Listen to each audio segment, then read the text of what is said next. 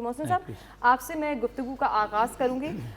جو ہمارا یہ بنیادی سوال ہے کہ کیا عالمی دنیا کو پاکستان کے سیاسی معاملات میں دخل اندازی کرنی چاہیے، اور اگر مداخلت کی جاتی ہے تو پھر کیا اثرات مرتب ہوں گے؟ کیا سمجھتے ہیں آپ؟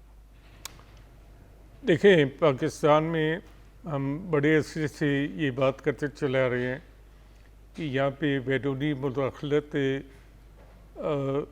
پاکستان کے قیام سے بعد ہی شروع ہو گئی تھی، اور لیاقت علی خان کا قتل جو تھا وہ جو امریکہ نے اپنے پیپرز لوگوں کو لیے کھولے ہیں، اس میں پتہ چلتا ہے کہ وہ امریکہ کی وہاں پہ لیاقت علی خان کا قتل ہوا۔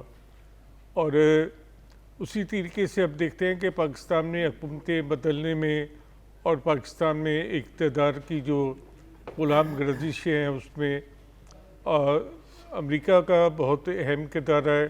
اس کے بعد سعودی عرب کا کردار بھی آ گیا، اور باقی ملکوں کا بھی کردار ہے۔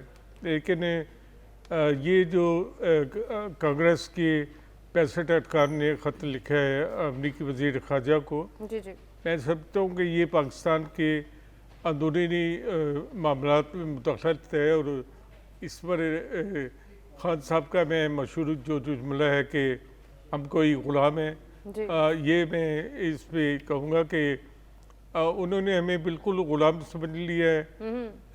ایک وقت آتا ہے کہ وہ انہیں ایک حکومت پسند نہیں آتی، دوسری وقت آتا ہے دوسری پسند نہیں آتی، تو ہم کوئی ان کے غلام تھوڑی ہے کہ ان کی مرضی کے مطابق سب کام کریں گے۔